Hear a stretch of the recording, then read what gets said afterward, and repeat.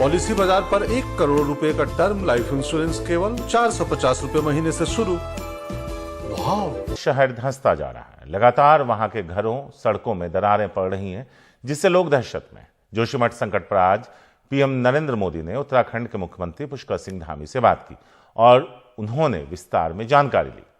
PM Modi ने जोशीमठ को बचाने के लिए हर संभव सहायता का आश्वासन दिया। प्रधानमंत्री कार्यालय ने भी इस मुद्दे पर अहम बैठक बुलाई, जिसमें एनडीएमए और पीएमओ के अधिकारियों और वीडियो कॉन्फ्रेंसिंग के जरिए उत्तराखंड के बड़े अधिकारी भी शामिल हुए। यह बैठक पीएमओ में प्रधान सचिव की अगुवाई में हुई है।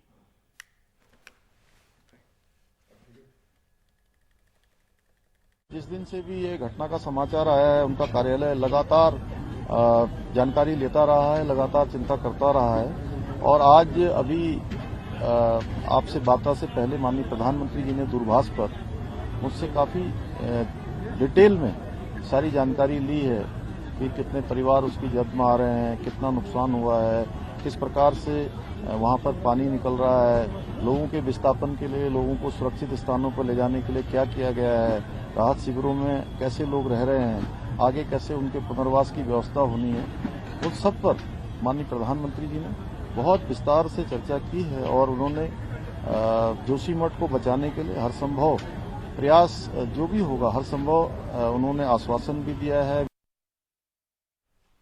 उत्तराखंड के जोशीमठ में मकानों, सड़कों और खेतों में दरार पड़ने से लोग दहशत में। जिंदगी भर की कमाई लगाकर बनाए गए घर अब रहने लायक नहीं रहे और लोग बेबस हैं। जोशीमठ में 600 से ज्यादा घरों में दरारें आ चुकी हैं। कई सारे परिवार जोशीमठ से पलायन कर चुके हैं। उन्हें डर है कि उनका घर कभी भी ढह सकता है। चमोली के डीएम के मुताबिक जोशीमठ के 3 इलाकों में आज मूवमेंट पर रोक लगा दी गई है। उन्होंने कहा कि जोशीमठ के कुछ इलाके अब रहने लायक नहीं रहे। ज्योतिर्मठ प्रशासन ने भी सरकार पर गंभीर आरोप लगाए हैं। उन्होंने कहा कि जोशीमठ में हालात गंभीर हैं, हमारे मठ की इमारतों में भी दरारें आ गई। विकास अब विनाश का कारण बन गया है। बिजली परियोजनाओं और सुरंगों ने शहर का ये हाल किया है। वहीं एनटीपीसी ने कहा कि जोशीमठ में पड़ी दरारों से उसका कोई लेना देना नहीं है।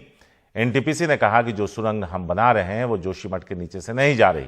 साथ ही एनटीपीसी ने कहा कि उनकी ओर से कभी भी कोई ब्लास्टिंग नहीं की जा रही।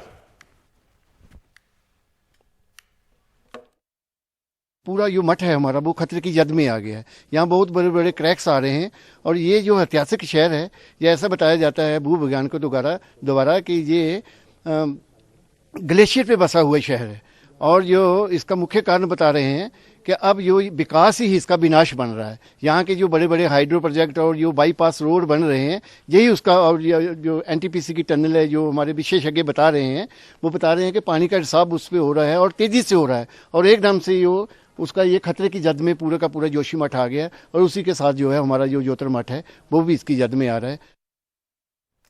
तो जोशीमठ में हालात चिंताजनक हो चुके हैं। इस बीच उत्तराखंड के मुख्यमंत्री पुष्कर सिंह धामी हालात का जायजा लेने के लिए जोशीमठ पहुंचे। उन्होंने प्रभावित इलाकों के लोगों से बात की। उनके साथ यहां आई दरारों का जायजा लेने वाली विशेषज्ञों की टीम भी मौजूद थी। इसके बाद मुख्यमंत्री ने एक अहम बैठक की और जल्द लोगों को वहां से हटाए जाने की बात कही। लेकिन इस बीच एनडीटीवी को जोशीमठ में रहने वाले लोगों की कई चिट्ठियां मिली जो उन्होंने पुष्कर सिंह धामी को लिखी है। इन चिट्ठियों में साफ तौर पर मुख्यमंत्री को इस बात की सूचना दी गई कि लैंडस्लाइड और एनटीपीसी में हो रहे ब्लास्ट के चलते दरारें आ रही हैं। इन दरारों की जानकारी देते हुए लोगों ने ये चिट्ठियां दिसंबर 2022 में प्रशासन को लिखी हैं, लेकिन सरकार की तरफ से जवाब नहीं आया।